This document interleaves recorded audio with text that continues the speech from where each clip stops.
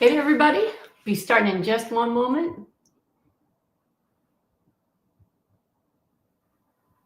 All right.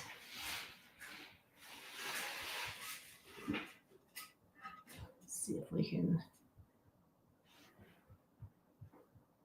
All right, looks like we're live here. It looks like we're live there. Let me just check all the areas and then we will go ahead and do this thing.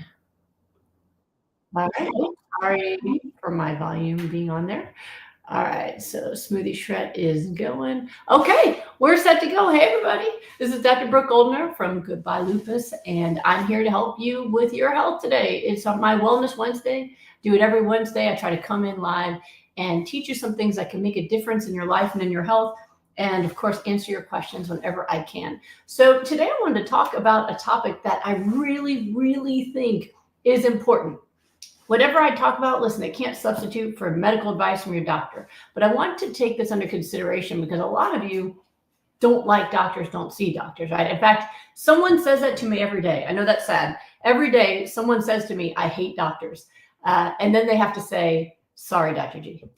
So like, okay, we're people. You can like and hate us individually. But I understand it. A lot of folks are really just overwhelmed and let down by the medical world. And so instead they go into looking at alternative health, right? And so you can see MDs that claim to have more interest in other things, like ones who call themselves functional medicine, or even people who have had plant-based certifications. There's also folks who are not MDs, but maybe naturopathic, or even some people get health advice from chiropractors and all different kinds of things. People often will delve into seeing any kind of alternative because they just don't want to deal with being given medications, which I totally understand. The problem is we are now seeing a rise of people who are getting health problems caused by supplements. So what I want to talk about today is supplements and how dangerous they can be, because now I'm seeing more and more people in my wellness practice and medically as well, who are dealing with issues that I then find is being caused by their supplements that they're taking. Those same supplements that they took in order to prevent illness or to deal with them is actually the cause of their abnormal labs and problems. So I wanted to go over the most common ones that I see so that you have some awareness of this. And what really brought it to my mind today was I just saw an article from National Geographic talking specifically about the rise in liver damage and liver failure being caused by people taking too many supplements. So the article was highlighting a new study at University of Michigan, and they were looking at folks who take at least one herbal supplement and their rates of liver issues. And what they found is that there are certain supplements that are causing people to have liver damage. The most common ones were ones that I see all the time: ashwagandha, black cohosh. Let me see what this one is. I don't know how to even say all these. Garcinia gambogia, green tea extract, red yeast rice, and even super high levels of curcumin, although I have never seen someone have a problem with that one. But these are things that are in many different supplements. And they're seeing a rise of people who have elevated LFTs, liver function tests, liver enzymes, and liver damage from taking a whole array of different kinds of supplements. And those were some of the most common ones that they saw. What I've also been seeing in my practice is people who have been coming in with neurological issues, neuropathies, meaning that they are having buzzing or vibration sense or even numbness or tingling in their hands or their feet. And in the past, if we were thinking about vitamins having anything to do with that, we'd be looking for deficiencies. So for example, a B12 deficiency can cause exactly those symptoms. But nowadays, most people know to take B12 and their B12 levels are fine. And B12 levels, even at a high level, I don't see cause any problems with people's liver or anything else. So that's okay. But what I've been seeing lately, which I never saw before maybe a few years ago, are neurological problems caused by people overdosing in B6. So you might notice that I always tell people to take B12. I don't say B complex, I say B12. because when you take too much B6, you can actually cause damage to your nervous system. And so I've seen, goodness, at least 2 people since this year started, and probably at least 6 of the year before, who all had neurological damage, where I said, you know what, you are taking multiple supplements that have B6. Let's look at your level. And their B6 level was high. And unfortunately, with those folks, all they can do, there's no way to remove it. All they can do is stop it and wait for it to come down, and then do full protocol to try to encourage neurological healing. But overdosing of B6 can cause a lot of issues. Peripheral neuropathy, as I mentioned, muscle weakness, coordination and balance issues, skin issues, rashes, hives, other abnormalities like that, sensitivity to sunlight, sun rashes, confusion, irritability, all sorts of issues that all look like they could be caused by other things, right? Some people think it's autoimmune, right? They're sun rashes, or they think they're getting depressed and irritable, or, there's so many other things they're looking at. And meanwhile, they're overdosing of B6. Now, one of the things people ask me right away is, oh my gosh, there's B6 and everything in my nutritional yeast. Nutritional yeast has very low levels of B6. So even though you're getting B complex, it's pretty low. The maximum amount of B6 you should get a day without causing issues is 50 milligrams. So that's the cutoff of what you should be getting a day. And when I've seen people with problems, they're getting way above that, because they're getting B6 and a B complex. And then they also take a multivitamin with a bunch of different vitamins and minerals in it and all these other things. And they just start loading up. One person I saw who had a devastatingly high level of B6, he was told by a naturopath that B6 will help him build testosterone, and they gave him a mega dose of B6. Now, that is true, that when you have higher level of B6, it can actually improve your testosterone levels, but you never go over 50 milligrams because of what I just said. The naturopath didn't understand, or at least didn't look into this pathway enough, and gave him mega doses that were many times higher than that. And while his testosterone went up, his nervous system crashed. So it's very important. In fact, this one is interesting. In the US and in most places, there is no regulation around B6. But in places like the Netherlands, they recently passed a law that limits the level of B6. Let me pull it up here. So in the Netherlands, they now do not allow any vitamin to have more than 21 milligrams in it. So I know something that we see here in the States is oftentimes regulations will happen in other places before here. We're still the Wild West in some ways, and maybe more so now than ever. But there's, so for example, there's food additives that are illegal in Europe that are perfectly allowed here. So processed food companies make worse stuff for the US because we'll eat it. Whereas in Europe, those things are illegal. So around supplements as well, it appears that other countries are starting to look into this more, because overdoing it on supplements also can create health problems. And people look at supplements like they're somehow neutral. People often think of supplements as just taking something good for you, like eating a salad. And they're not really thinking about them as medicines, which is what they are. Supplements are still a type of medicine. You're putting something into your body in order to change how your body functions. That is a medication, whether it comes from nature or it comes from a lab. It's still a medication.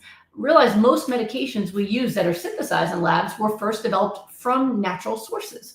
Many of them started out as plants, and then in order to be able to patent them and mass produce them, they took the active ingredients from the plants and started producing them as medications. Medications, since they have to be FDA approved here, they have to have the same dosage in each thing, in each tablet or dose, whereas supplements are not regulated in that same way, and there can be very different amounts of an ingredient in each dose. But also even things like antibiotics, that came from nature too. Other bacteria create their own antibiotics to kill off their enemies. And humans discovered that and said, oh, we can do that too. Excuse me, I got a little thirsty. So it's important not to just think that if something is not listed as a medication, that somehow it's healthy for you and you can just have as much as you want. It's not the case. Even vitamins, fat-soluble vitamins, can be overdosed on. They won't happen if you're eating them in your food, because your body can absorb what it needs to naturally from food. Like if you are having a green smoothie that's full of all these micronutrients and vitamins and minerals, your body will absorb what it needs and send the rest out to your stool. But when you take it in vitamin form, you're forcing it into your bloodstream. And that's when you can have issues like overdose. So it is important to understand that just because it comes from nature It does not mean that it is good for you, right? We have poisonous mushrooms and mosses. Tobacco comes from nature. Not everything from nature is good for us. And once it has been processed into a supplement, it is a medication. And you need to be aware and not take things that you don't need.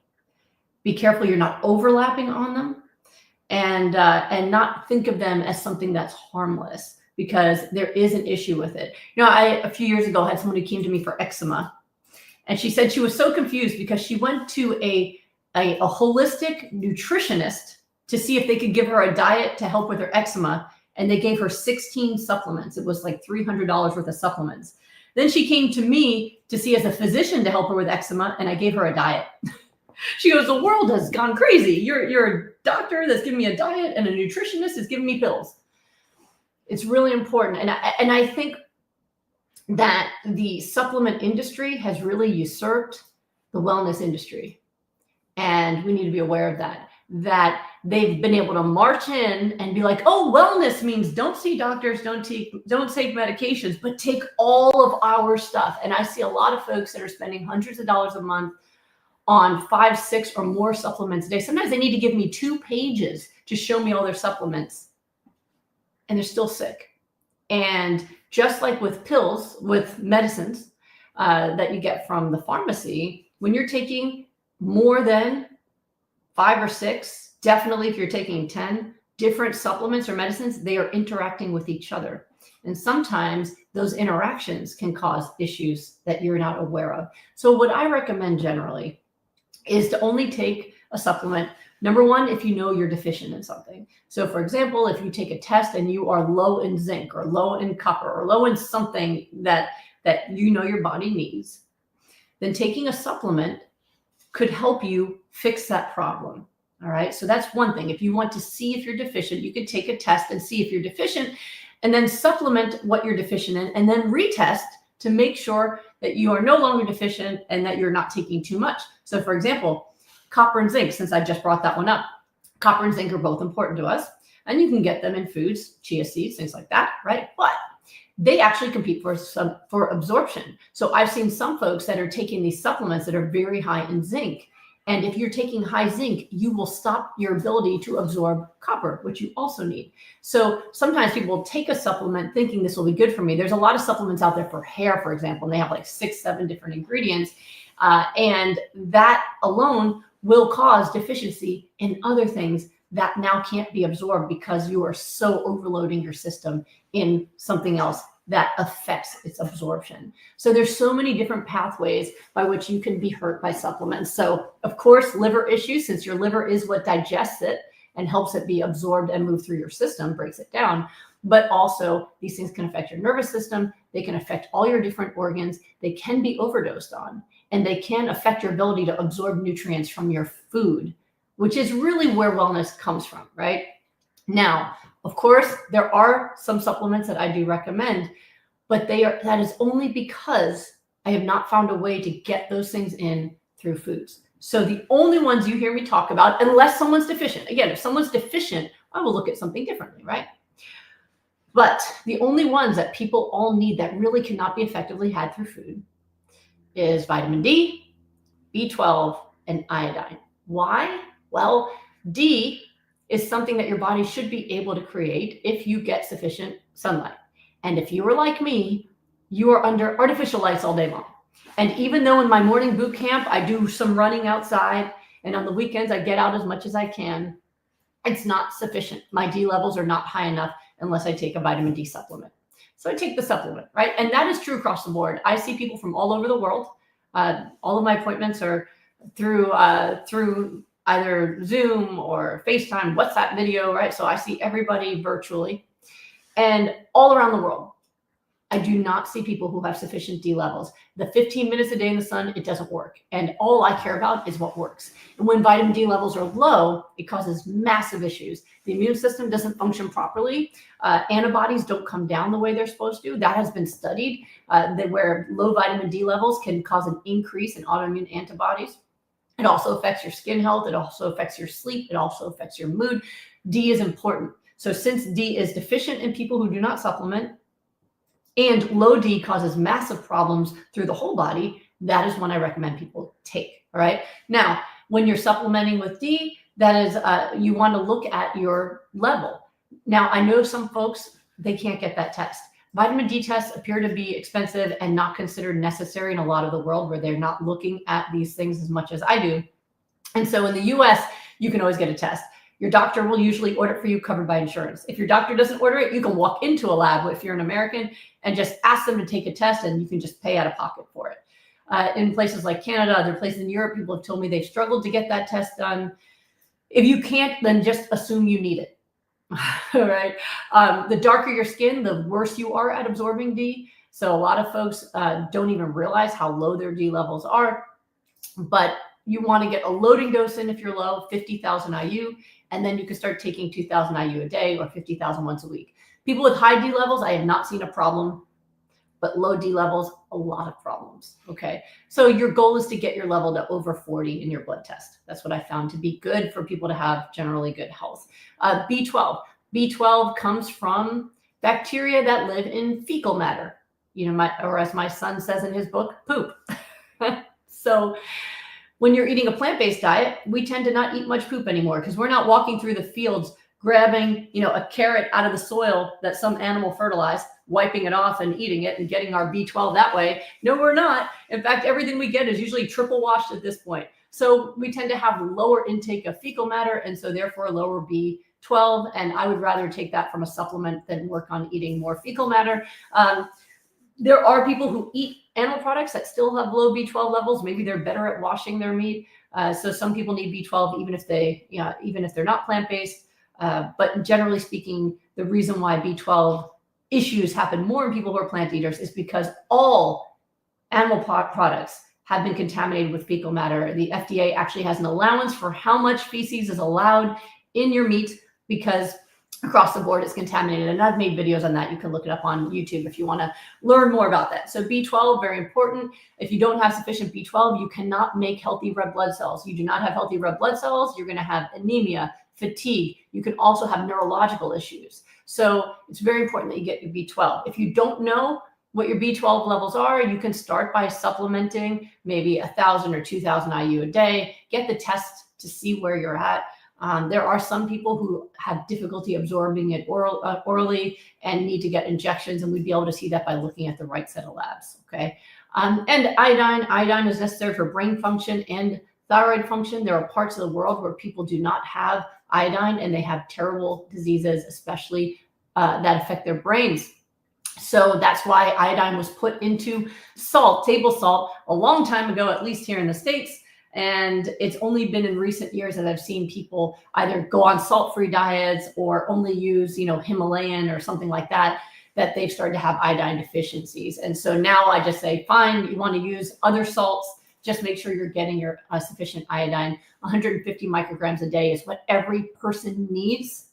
And if you are getting that from your sodium, your thyroid levels look great, fabulous. That's what I do. I don't supplement iodine, but I don't watch my salt intake. I'm drinking my water, my sodium levels are great. So I'm not worried about that. For some folks, they struggle with absorbing their iodine correctly, or they're only sprinkling iodized salt over cruciferous, which does affect absorption. So taking a supplement makes it easy to do. So those are the supplements that I recommend.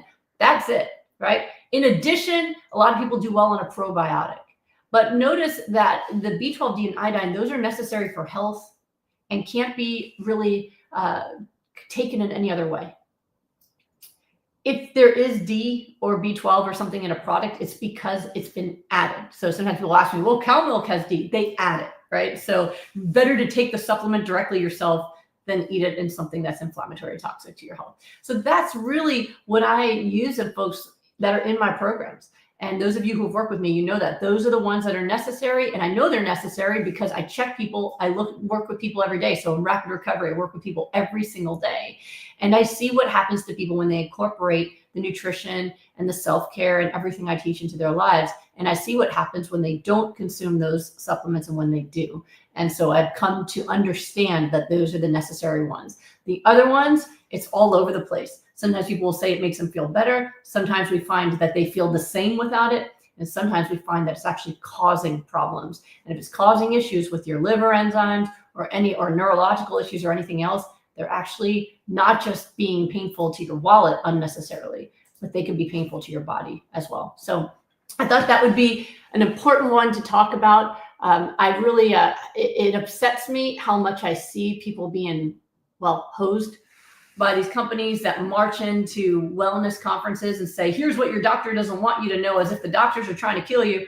And then they're like, here, spend $1,000 on all this stuff, and good luck. And it's not what you need. All right, it's not what you need, and it could be causing harm. The best way to have good health is to eat a hyper-nourishing plant-based diet, take the basic supplements that I just told you about, exercise, do things that make you feel happy, get good sleep. That will do so much more for your health than all of the stuff that's in those bottles that you're spending so much money on. You know, there was one other thing. There was one recently. My husband and I both do private rapid recovery, and at one point we were both working with individual clients who didn't know each other, both of whom who went to the same program. I'm not going to call out where it was, but it's pretty famous, where they do every test on you, and it costs $10,000.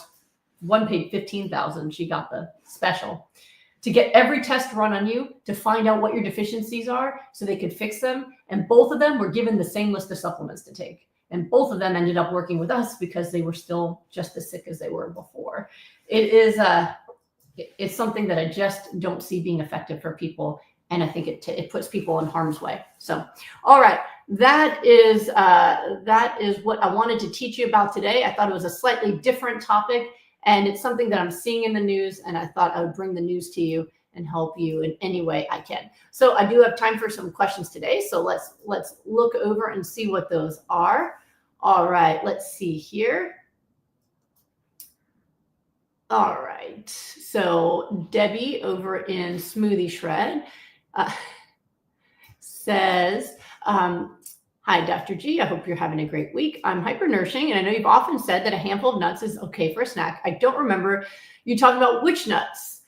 Do they have to be raw or roasted? Okay. So if you're going to use nuts as a snack and you're otherwise healthy, you're not trying to be on one of my full protocols like Goodbye Lupus Protocol, Goodbye Autoimmune Disease Protocol, but you're just enjoying good health and hyper-nourishing as Debbie is, I recommend raw nuts. I don't buy the roasted because those are covered in oil and their nutrients are gone. So if I'm going to have nuts, usually if I use nuts, it's going to be in a dressing or something like that. But occasionally I'll grab a handful of raw almonds or cashews or something like that. Okay, you're welcome, Shelly. Let's see here. Avocado Smith. That's a great name. Hi, Dr. G. How long does it take for someone on the Goodbye Autoimmune Disease Protocol to rebuild their gut motility? And does the protocol help with growing back synovitis fluid? Thank you. So gut motility, it's not just about being on the protocol, but it's about actually helping your gut start to build back strength again, right? So the motility of your gut means how well things move through your gut. And your gut is very big. You can lay it all out and it's the size of a football field, right? It is very, very long and convoluted, as all herbivores have very convoluted guts, right? So that we can break down things like fibrous vegetables and move things through and absorb all the nutrients. Herbivores need a lot of time to absorb all the vitamins and minerals from our food. Conversely, carnivores have very short guts because they need to eat that bloody dead food and it needs to get out of their body before bacteria can infect them, right? One of the reasons that people get infections from eating meat is because it's sitting in our guts and it's not being removed and we're getting infected. So since it is so long and convoluted and our foods need to be able to be broken down, there's a whole system of musculature that moves things along our guts. And it's actually really beautiful to watch. I once watched this in medical school. It was kind of cool. They showed us how the gut works with music behind it, just watching how the successive muscles contract to just move the food along and through. Now, if you've been eating good raw vegetables, healthy foods your whole life, your gut motility is fine. Some folks, their gut motility is gone. A lot of the times it's because people were told to be on low fiber diets because they had some gut issue. And while that made their pain go away, it weakened their guts. It's like if you told me that you have some issues with your walking and I said, okay, we'll just stop walking. Well, when you sat down, you would stop having issues walking, but when you get up to try to walk again, it's going to be painful and difficult and you're not going to be able to do it. But that doesn't mean that you need to stop walking it means we need to rehabilitate you so that you can get back to walking again. So a lot of the interventions people get from their doctors is to stop, if it hurts, don't do that. But then they actually get weaker and it doesn't fix the problem. So how long it takes really depends, avocado. It really depends. So there are folks who are really struggling, and what I do is I'll put them on plans where we have a meal every 2 hours, because the stomach empties naturally every 2 hours. And so if you have a small meal every 2 hours, it encourages your stomach to empty and push things through, and stomach to empty and push things through. You don't get too hungry, you don't get too full, and that can really help retrain the gut. Sometimes we have to start lower on the fiber and work our way up. So it's very, very variable, but you want to do it. You need to get yourself up to moving again, and the gut can retrain and get strong again like any muscular system in our body can. Okay, let's see.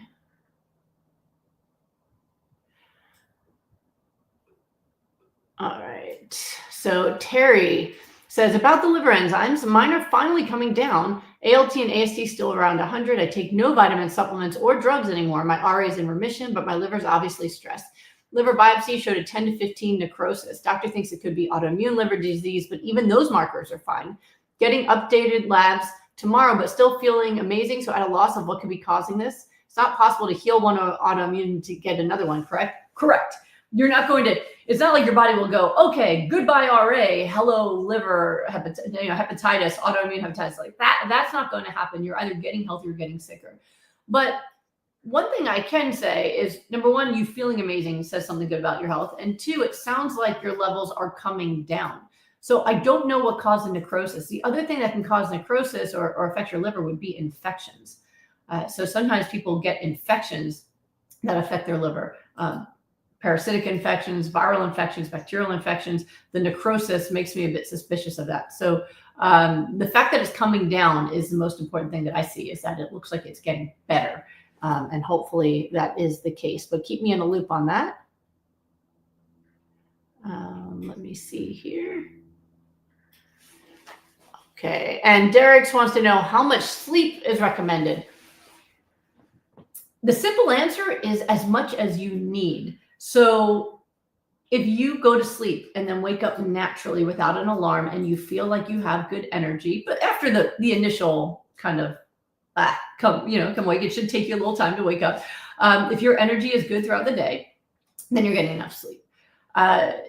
When I have people in my programs, I like to see them get at least 7 hours of sleep, just because most of the time people get less sleep than that. They don't do well. They're tired and they don't have enough time for cellular repair, which happens majority while you're sleeping.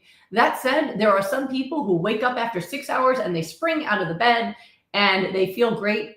That's okay. But there's a lot of variability, and it also depends on your health. So for example, when I had lupus, for the 12 years that I was sick with lupus, I needed 12 hours of sleep to function. I just learned that that's what I had to do. My friends would make fun of me for it, because if I happened to go out with them and go to bed at 2 a.m., they would not see me until 2 p.m. the next day. I just couldn't function unless I got 12 hours of sleep every night. Now, as a healthy person, and I've been, in October, it'll be 20 years of being lupus free. So I have great energy and I don't need as much sleep. I tend to wake up on my own between 8 and 9 hours. So that's more than 7 hours. 7 hours, I would require an alarm clock, and I would wake up and be fine, but my body really wanted more. So that's the general guidelines that I look at. And it's, but again, sometimes there's some individual things we have to look at. Okay. Let's go over here and see what Instagram's doing, and then we'll hit up YouTube. So that was from the Smoothie Shred group. And for those of you who want to be in our free community, there's a Facebook group called Smoothie Shred. Smoothie Shred by Brooke Goldner and Thomas Tadlock. And we always keep our updated protocols in there, because we update over time, because we've, like, even in rapid recovery alone, we've had over 1,000 people have gone through it over the years. So our experience level is constantly going up and up. And so anything that's updated, we always put it in the file section of that group, as well as they get to celebrate together. Just this morning, I was celebrating with people who have already reversed their labs or gotten their energy back. And so people share their recipes, their struggles, and there's celebrations and breakthroughs there. So that's in Facebook only. So that's why I checked them out first. Now let me see. Oops. Let's go over to Instagram, see what's going on there. Diana. All right, let's see. So Patricia Pilsika. I lack energy throughout the day with lupus. I'm doing hypernourishing. Okay, so when you lack energy, there's certain things you got to look at. Number one, we just mentioned, are you getting enough sleep? Number two, what can happen to lower energy is not getting enough exercise. So a lot of people think the more tired I am, the less I should move. But when you continuously are sedentary, your body down regulates. Oh, she doesn't need much energy. We're not doing much. And energy actually goes down. So if you're not in too much pain, you move as much as you can. Three, it's going to be your level of nourishment and hydration. So a lot of times when people say I'm doing hypernourishment, what they really mean is I'm drinking a smoothie. But hypernourishment guidelines have dosages, right? A pound a day of the cruciferous and dark leafy greens, a handful or more of flax or chia seeds, 96 ounces or more of water. So if you're not fully doing that, make sure that you are. Maximizing water intake also does wonders for energy. And having more of the vegetables. If you are not just hypernourishing, but you're doing full Goodbye Lupus protocol, where you're going to have more of those raw vegetables, right? Because now we have to fill you up the rest of the day and keep pushing those numbers up. And when you're getting sufficient of especially the cruciferous vegetables, because those are where the nutrients are. I mean, they've got all the vitamins, minerals, antioxidants, the proteins people are always worried about. All of that stuff is in the cruciferous. So as you push that up, you'll have enough energy as well. So getting that nourishment high is going to create a difference. So look at all those areas and see where you can optimize. And of course, as you reverse that lupus, then that's going to create really good energy for you as well. Okay, Mountain Song 8, how to cure hyperthyroidism? Well, with hyperthyroidism, we have had many people who have completely reversed it, gotten their antibodies to disappear and normalize by doing our full Goodbye Autoimmune Disease protocol. That said, because there's so much chance of damage being caused by having too much thyroid hormone all the time, people usually do also need to work with their doctor to make sure that they're not getting sick from the high levels of thyroid hormone. And there are medications they can give you to help you in the moment to protect you from that, while you then work on using the nutrition to reverse your disease. It's so important. You know, a lot of folks, when they get sick, they're like, okay, I got sick by eating terribly and having a terrible lifestyle, but I want to be natural now that I'm sick and only get better naturally. And it's like, you got sick unnaturally. Sometimes medications can save you while you're figuring out how to eat yourself well. So there are some illnesses out there where it's dangerous not to get some kind of treatment while you're working on your nutrition. And that's one of them that I'd be careful about. Some people, it's mild, it's no big deal. And for others, it's a very high level that could be dangerous. All right. And Bobby Z's, cheers to your green smoothies. All right. Abulira, how much omega-3 were you having during your pregnancies? Did the amount differ when preparing for pregnancies or after nourishing or nursing? The same. I did the same kind of hypernourishment. I didn't really change the amount. It was funny because my OBGYN said that my kids were going to be too smart and unrelatable because my omega-3s were so high with, you know, having my half cup a day and my smoothies and everything, because studies had proven that when pregnant mothers take omega-3s, their kids have higher IQs. So it was actually pretty cool. All right. And, oh, I'm so sorry. Martina said her niece just died from sepsis because she didn't like the doctor and was afraid to go. Yeah. Remember, when you go to your doctor is to get information. You don't have to do all the treatments, but sometimes the information can be so helpful. And then you can decide what to do, right? They can tell you, here's the treatments we offer. Here's the risks. Here's the side effects. And then you could look at that and then also look at nutrition and everything else and figure out what's safe to you. But avoiding the information can lead to danger, right? So you know that I prefer to use healthy living and nutrition above all else so that we don't need medication, that we don't need treatments. But when you're urgently sick right now, sometimes it can help to have specialists who can take the tests and to help you figure all that stuff out. And Tracy says, I have MS. I'm told there's no cure. Yes, in terms of medical treatments, there is no cure for MS. But MS does really respond to changes in your nutrition and lifestyle. And I've had folks who have been able to reverse their disease, get mobility back. It's really incredible. So make sure you do it. In fact, even in my book, Goodbye Lupus, Hello Delicious, which is my recipe book, you can see it over my shoulder there. In that book, people who contributed the recipes, they were the ones who used those recipes in rapid recovery to reverse their diseases. And there's some cases of MS in there. Okay, let's see here.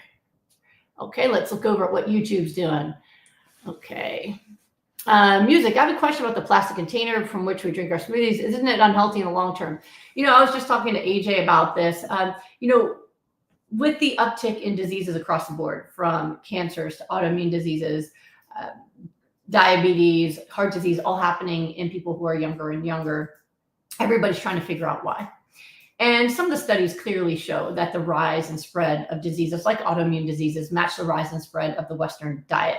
And people with all these illnesses, I find, do better when they eat hyper-nourishing plant-based diet. So those same people are eating, smoothie greens out of containers that are plastic. They have plastic parts. Like this is stainless steel, but the lid is still plastic, right? So the reason I bring that up is there are other schools of thought trying to blame other things in our environment, which I'm sure is making us more likely to get sick, right? So the fact that we are all now having certain levels of plastic in our bloodstream, starting from babyhood.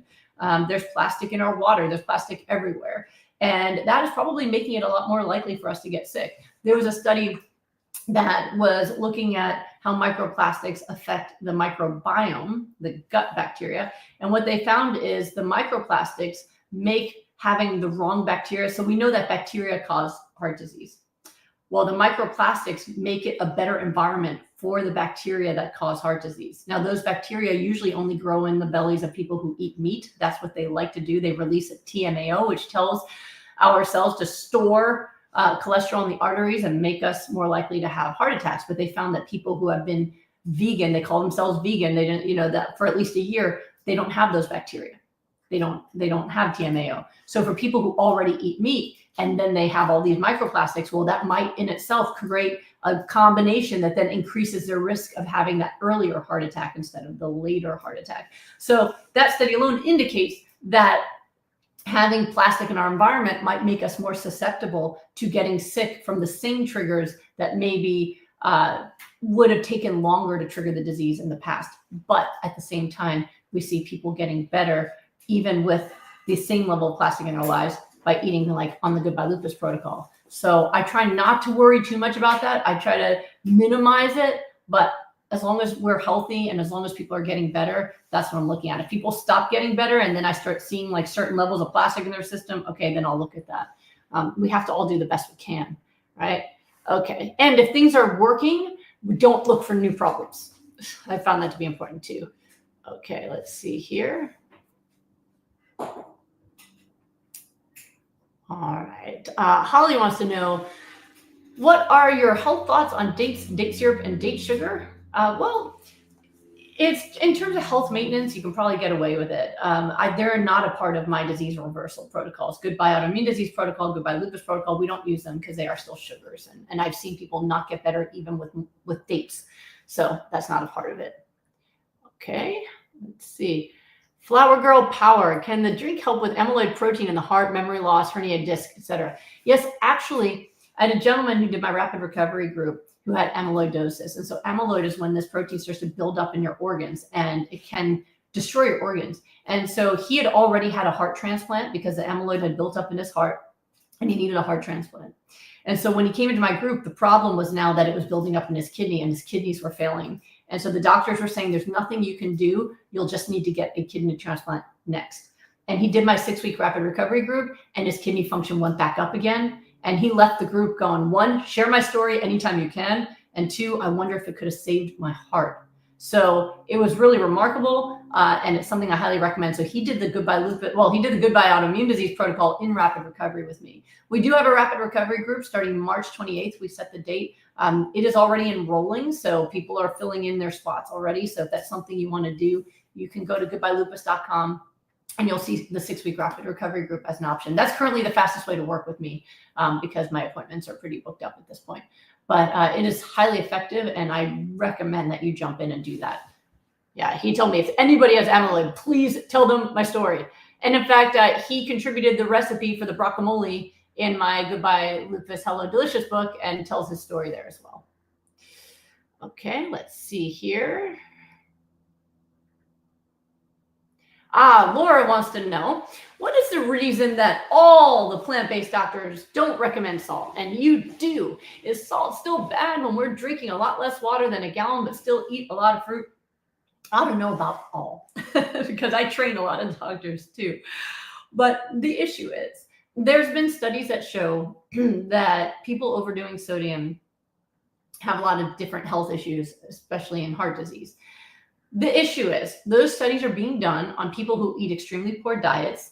Their high sodium levels come a lot of the time from processed foods. They're also dehydrated. They're also eating animal products. There's this combination of all these bad factors that are combining, okay? Sodium in and of itself is not bad for you. Sodium is an electrolyte. And we actually need a certain amount of sodium in our bloodstream for our brain to function properly, for our muscles not to cramp up and our muscles to be able to engage and let go properly. So that when we have too low sodium in our bloodstream, you can completely pass out. I've seen it. I had someone in my last group who did not eat sodium. She was fighting me on the requirements and wasn't used to it and didn't have any salt, passed out and got a concussion.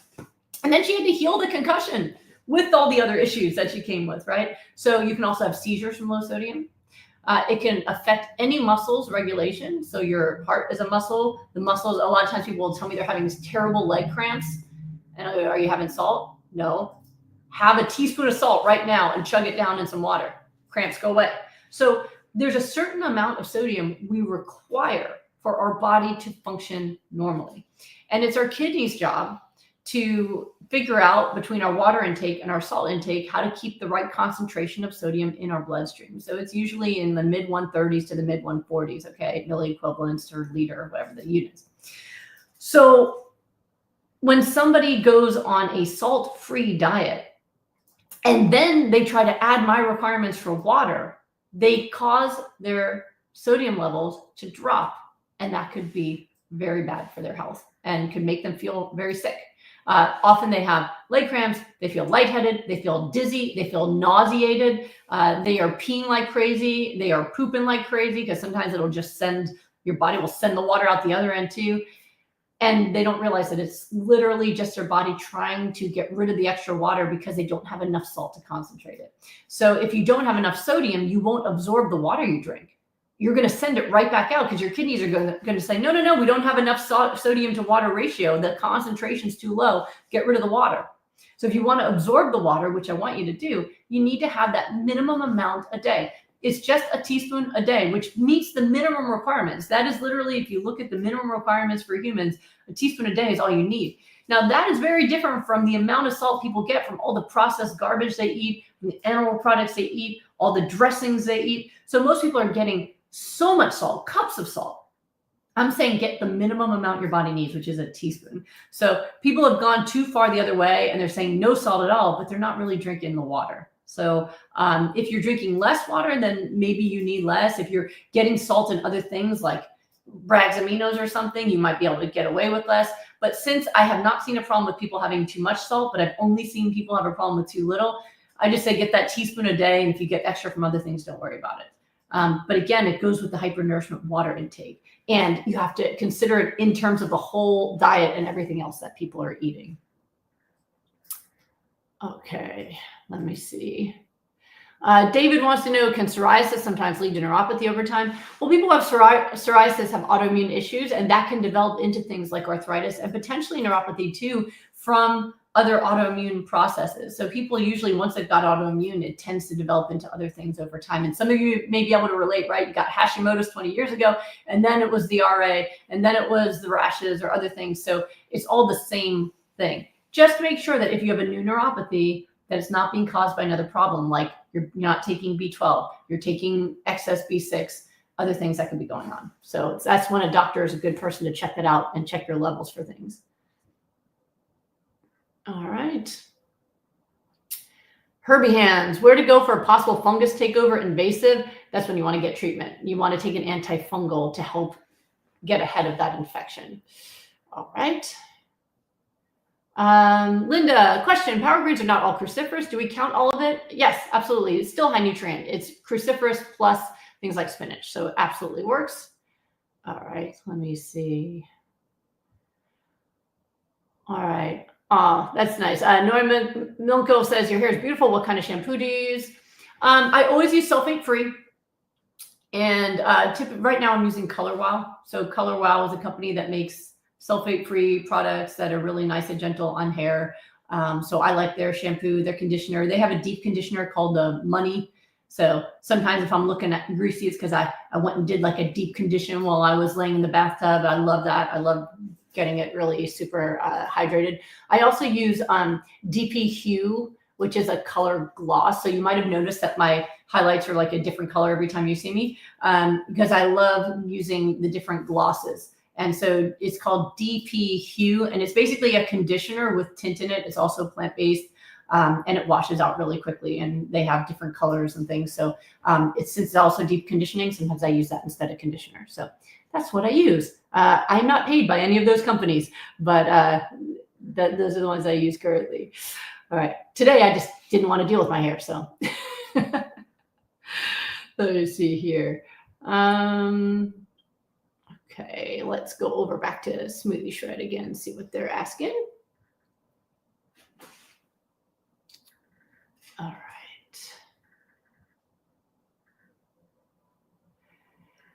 right. Frank says, hi, Doc. It can help regain the sight after having lost it caused a disease. Frank, I'm not sure what you're asking me. Are you asking me if there's been people who've regained sight after losing it on our protocol? Yes. I had one lady recently who was seeing me for arthritis, but had lost her vision during pregnancy, and her son is in his 20s. And after doing my protocol, her vision started coming back. Like, she used to just sit and listen to the TV with her husband, and she told me she can now see colors and shapes that she couldn't see for 20 plus years. Nobody knows why that happened. Her doctor just said it happens sometimes during pregnancy. I didn't know that. Never saw that before. We've also had people with glaucoma regain sight and uveitis issues. So, yeah. All right. Let's see here. Ileana wants to know, can Goodbye Lupus Protocol help SIBO with their B modifications? Yes, we've had other folks who've been diagnosed with SIBO still report that their symptoms all went away while eating on this plan. So we have definitely seen that. Whether or not you want to take the supplements, probiotics, antibiotics from your doctor, any of those things, that's up to you. But we've definitely had a lot of people who thought SIBO was causing all their symptoms, and yet working through rapid recovery with us, their gut function went back to normal, and sometimes for the first time in years. So sometimes when they're looking for what's causing the issue, they might find something, but it's not necessarily really the cause. I mean, if you go fishing, you might pull some things up, and some things might be cans, right? You don't know what you're finding. So it could be that it helped the SIBO, or it could be the SIBO wasn't really causing their symptoms. All right. Rati says, I have RA. I do hypernourishment. I recently am experiencing a burning sensation in my tongue. Is it the start of a new autoimmune condition? It's been for 7 days. I would not say that it's necessarily a new autoimmune condition. It could be a reaction to something you're eating. For example, pineapple. Pineapple has little barbs in it, and it often will cut up the inside of your mouth. I've noticed even smoothies can do it. Eating pineapple, I'll get the cuts inside my mouth. It's because it really does have a self-defense mechanism in there. It could be that you have something going on. Maybe you have an infection in your mouth. So you can always go to a doctor or a dentist even to say, do I have anything going on? Sometimes people have a fungal infection, especially if you have RA and you're taking any immunosuppression. It makes you more likely to be able to get things like oral candida or thrush that can cause pain in your mouth as well. So I would have it looked at first. Okay, let's see here. Ileana wants to know, also, should I pursue scleral lenses for comfort due to Sjogren's or wait until after rapid recovery? You can always use something for comfort even while you're doing rapid recovery. I've had folks who have used those, and it made them able to function. There was someone who did private rapid recovery with me who had scleral lenses. So for those of you who don't know, if you have really, really dry eyes to the point that your eyelids will stick to your eyes. Like, there are some people who have Sjogren's for so long that they don't produce any tears at all. And they only can get tears from using some drops. That's drops. So there was a woman who did this program with me, rapid recovery with me.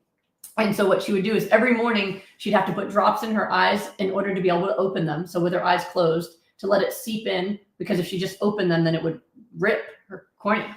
And then once they were open, she'd have to pour the drops into these scleral lenses. So these are lenses that go over the entire whites of your eyes. And then put them in, and then she could function. It still was uncomfortable, but nowhere near as bad. And before the 4 weeks was over, she found that she could wake up, open her eyes, and be having her morning coffee before she even remembered to put in the lenses. And so that was extraordinary. So, so whatever you need for comfort, go ahead and use it. That's okay. All right. Warda, can I use sparkling water from time to time if you're healthy, but it's not part of the healing protocols? All right, let's go back over to Instagram. Alice says, hi, Dr. G. I'm 110 pounds and 5'1". When I eat 1 cup of chia, it makes me bloated. When I drink a shot of flaxseed oil, it gives me a stomach ache for a minute and then it goes away. Normal? Well, if you're eating things that you're not used to, it's going to have an effect on your gut. So chia seeds, flax seeds, they are super high in undigestible fiber. So when you have a lot of fiber in your gut, what that does is it pulls water into your gut. So if you're eating this chia pudding and that goes into your belly and then you're drinking the water, well, the fiber is going to pull that water into your belly. And that's what bloat is. Bloat is just stuff in your belly pushing it out. Now, a lot of people will panic and go off plan because they think bloating is a disease, but it's not. It's just a situation where there's something in your belly. And sometimes it's just food and water, and sometimes it's gas, right? But bloating will get better as your gut gets used to it. The flaxseed oil giving you a stomach ache for a minute, I'm not sure. Maybe it causes some cramping. So you could always, so if it just goes away, I'm not really too concerned about it. If you want to try getting used to the seeds, you can. I mean, 1 cup of chia is a lot of chia. Like, that's a lot of chia. I would say start with a half a cup and then eat it over the course of a day. Like, if you make a chia pudding out of a half a cup of seeds, it'll give you about a cup of chia pudding, but don't eat it on one setting. You know, have a serving of it maybe as a dessert for each of your meals throughout the day, and maybe you won't feel so bloated. Okay.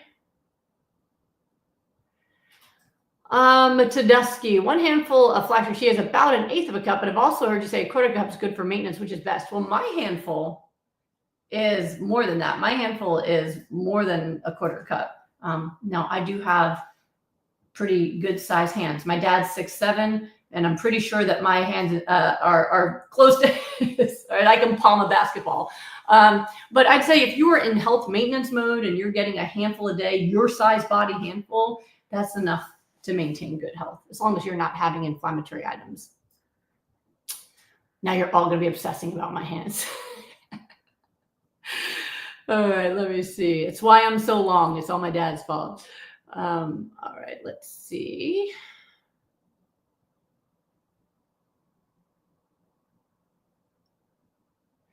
Sally wants me to save this live to my page so she can listen when she gets home. I always do. So on YouTube and in my Facebook group, it'll always be saved automatically.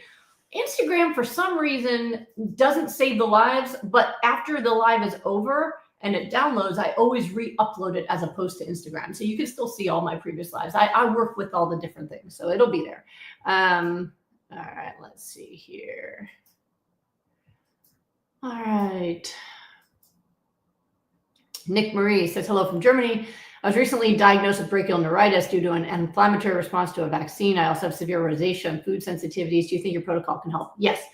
We've had people who have had allergic and inflammatory responses to vaccines, as well as other causes, whether it be medicine or infection, that have caused these kind of issues.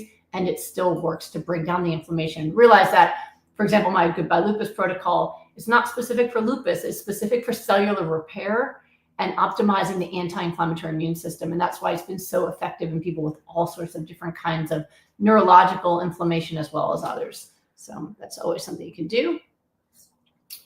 Fit20, do you ever consume cold-pressed organic sunflower oil? No, I do not. I do not consume other seed oils besides the flaxseed oil. Let's see here. Iles Nieves, is doing 80 ounces of greens enough a day? I have a small appetite and I can't eat much. Maybe guacamole and broccoli or cauliflower, but not much. Water fills me up too.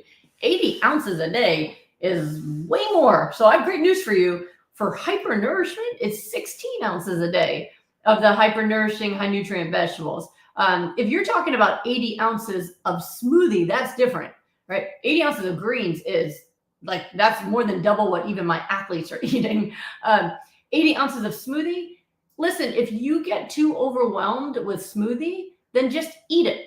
right? So you don't have to do smoothies. Smoothies just make it a lot easier to get it in, right? Like I can just drink this during the day and get my nutrients in. It keeps me going. And it's a lot easier than if I was trying to do this live right now and I was like eating a salad or just eating my broccoli, right?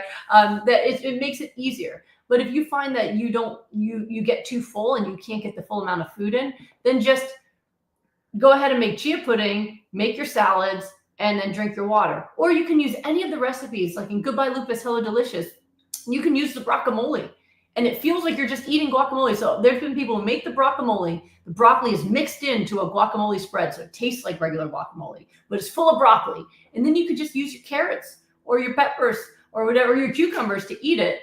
And that way you're eating the ones that you prefer, you're getting your nourishment in. You just need to find a way to get it all in. So rather than looking for reasons why you should eat less, look for ways to get the nourishment in.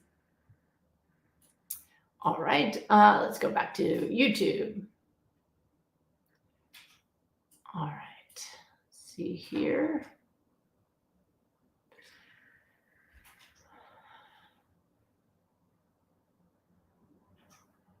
All right, so let's try to get some different people in here. Some of you have a lot of questions. All right, KTMTZ217. I'm working to have normal abs through smoothies and salads. I seem to be holding on to some weight and it isn't budging. Tips. I'm 37 and female and I'm trying to conceive too. Thanks. So it's really, really important to understand this, that the way you burn off fat is through exercise. Recently, someone in my group needed coaching on this. She thought what I was saying is, unlike other weight loss programs where food is enough to lose weight, if you're doing the Goodbye Lupus protocol, you need exercise to burn it off. Like somehow exercise is only needed when you're eating this way. That's not true. There's lots of ways to lose weight. And most nutrition plans that you're gonna be on to lose weight are just about eating less, right? If you eat less, your body will break down its own tissue in order to give you nutrition, right? To keep you going, keep you alive. And that will make your weight go down. But your body will break down muscle tissue before fat because it's easier. It takes less energy to break down muscle tissue than fat, and you get carbs into your system. And this is why most folks, when you think about dieting and think about the first time you dieted, right? And then think about where you are now, most folks actually wish they could go back to how they started, because every time you dieted, you underate, you burned off muscle tissue, but then when you went back to your old eating, you gained back fat. Burn off muscle, gain back fat, burn off muscle, gain back fat, which makes it so that you end up fatter than ever, even at the same weight that you used to be. Anyone notice that your body composition changed even as you went back to the same weight? So the only way to effectively remove fat from your body is through exercise, right? So if you're eating on the Goodbye Lupus protocol, and if you're saying you're just doing smoothies and salads, I'm guessing that's what you're doing. If you're trying to eat on that protocol and you're eating all those raw foods, one, do not hold back. People often, if they feel like their weight's not coming down, the first thing they want to do is eat less. They'll go, I'll just take out the avocados. I'll eat less chia seeds. No, right? That is not the problem. You want to keep yourself nourished so your body doesn't break down your muscle tissue looking for food, right? So the nourishment stays high. You cannot get fat no matter how many smoothies you're drinking. If you make them the way I teach you to, they're not going to make you fatter, right? You can't make fat out of cruciferous vegetables and flax and chia seeds, okay? So the key is use the nourishment to create that fast metabolism that you're looking for.